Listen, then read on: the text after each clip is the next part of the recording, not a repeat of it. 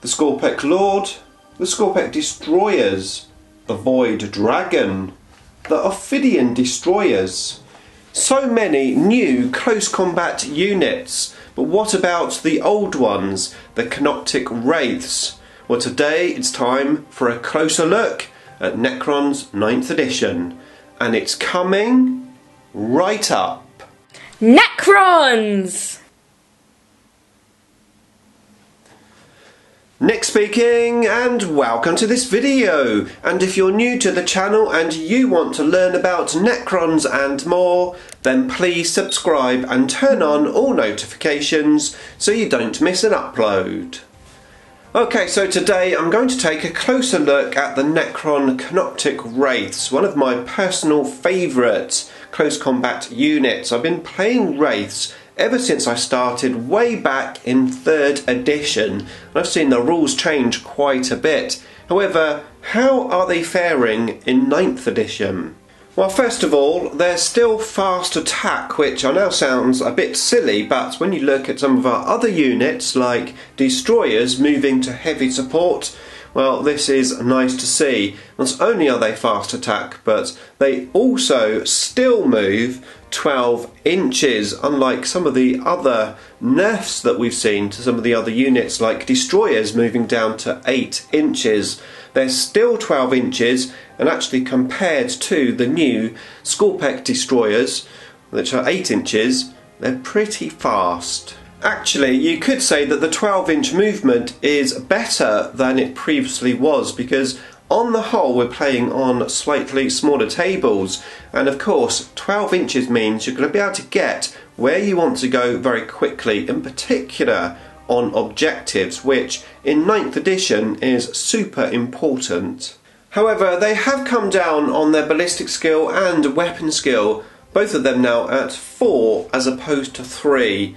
They do get more attacks than they used to, so I suppose it's evened itself out. But yeah, you need 4s to hit now as opposed to 3s. The Wraith's strength has been reduced to strength 4 as opposed to strength 6. However, there is a reason behind that. So our Vicious Claws give us +2 to strength, making us strength 6 again. But Whip Coils now are totally different to what they used to be. So Whip Coils are now an attack. However, they are at strength 4. You do get 1 extra attack for each attack though, so effectively you're doubling your amount of attacks. Strength 4 though is definitely not as good as Strength 6, especially against, well, let's face it, Space Marines. Also, it's only -1 AP and 1 damage, as opposed to -2 AP and 2 damage on the Vicious Claws. And with the improved 4 attacks as opposed to 3 attacks, making up slightly for the worsened weapon skill, well, I do think the Vicious Claws are the way to go. You've got better strength, better AP and better damage. You do get a lot of attacks with the Whip Coils. However, unless you're up against an opponent which is toughness 4 or 3 with just 1 wound, well, they're probably not going to dish out as much damage as the Vicious Claws when you've got multiple wounded miniatures like Space Marines. The toughness remains unchanged at toughness 5, as do the wounds, 3 wounds each. However, like I said, the attacks are different, 4 attacks as opposed to 3 attacks. The leadership stayed the same at leadership 10. However, there's been a very big change to the save. Wraiths have a 4+ invulnerable save as opposed to their old 3+. Now, this isn't a surprise really, because all of the 3+ invulnerable saves in 9th edition have disappeared, and a 4+ invulnerable save is the norm. Now, to compensate for this, we've got a standard 3+ save, where we used to have a 4+ save as our standard save. This means if we're being shot at by something which doesn't have any AP, we could take a good advantage of this 3+ save by being in cover. One of the best ways to take a unit out that has a good invulnerable save is to shoot all of your small guns into them, and small guns generally don't have an AP, or maybe at the best -1 AP. So Wraiths in cover against AP 0 going to get a 2+ save. That's going to be really useful, and of course a 3+ save if it's a -1 weapon. Nyalic Wraiths in their deployment zone in cover can be very hard to remove at the beginning of the game. However, Wraiths aren't really about staying in your deployment zone, so I think we've got better Dynasty and custom Dynasty traits for them, but it's an option. The Wraiths unit size hasn't changed between 3 and 6. There's this new question now of should you take 5 to reduce the damage that you get from blast weapons, or should you max out and take 6, helping you with your reanimation protocol. Now of course with 3 wounds, Wraiths are going to find it very difficult to reanimate, but at least they have it and they don't have to spend command points to get RP.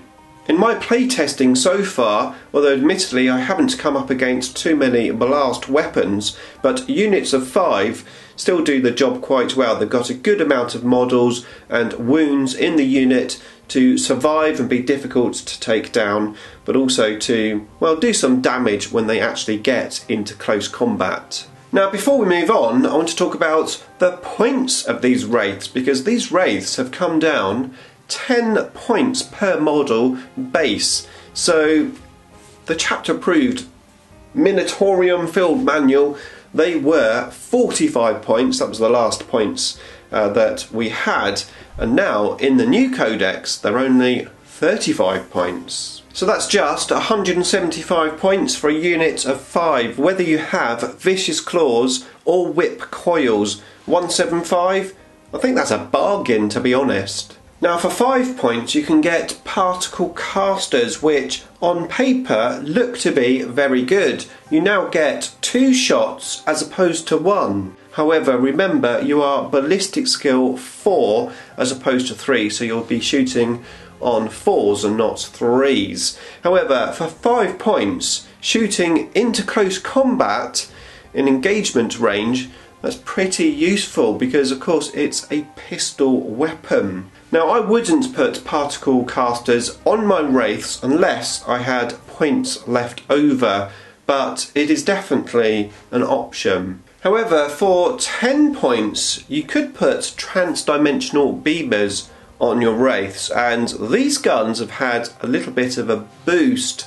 They now have a fixed 3 damage. However, they're only an Assault 1 weapon now. They used to be Heavy D3, so we can move and shoot them, but you only get 1 shot, and remember it's ballistic skill 4.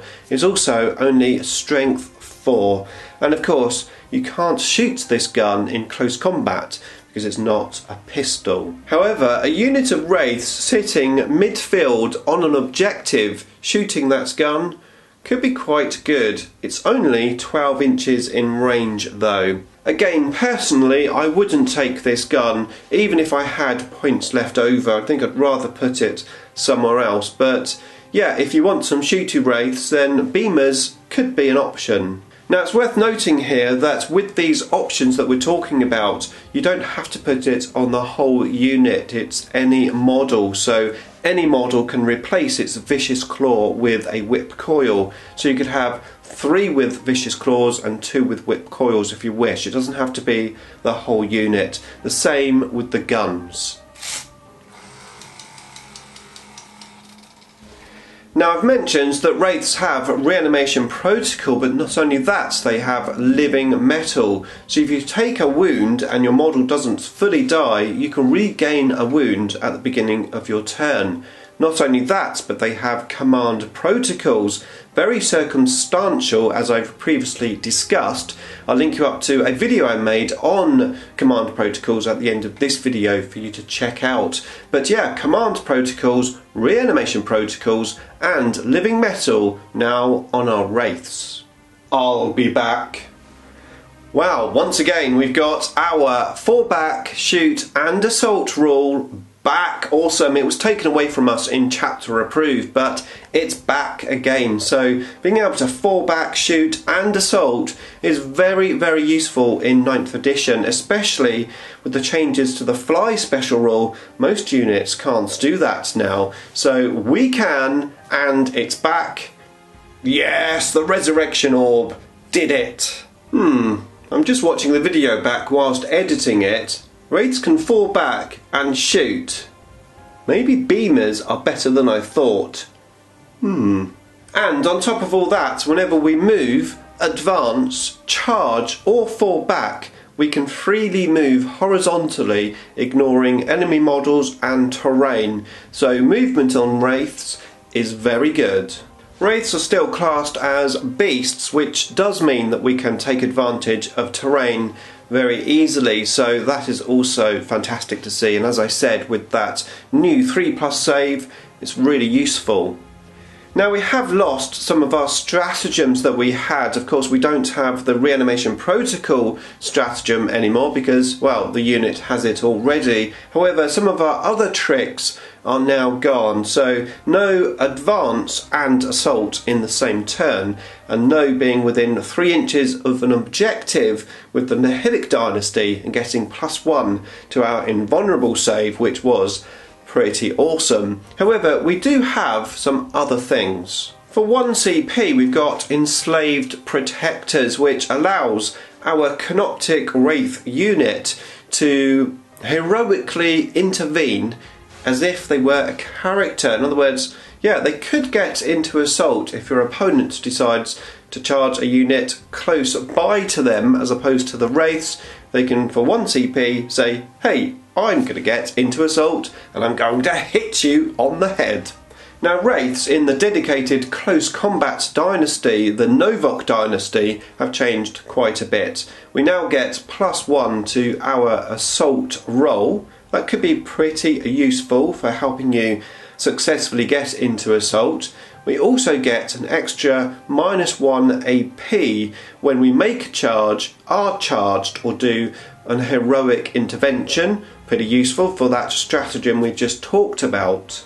Now the Novok dynasty get to use both directives from the Hungry Void command protocol if you can get the circumstances correct. That would give you an extra -1 on a 6 to wound, and it would give you +1 to strength. Very useful, but very circumstantial.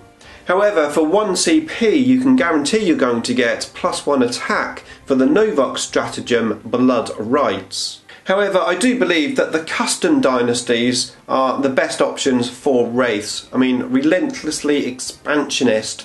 That gives you a 6-inch movement at the beginning of the game, getting your Wraiths ever closer potentially for that first turn charge or first turn objective grab. You could potentially combine that with the Nihilic objective secured. Now you've got Wraiths on an objective and their objective secure.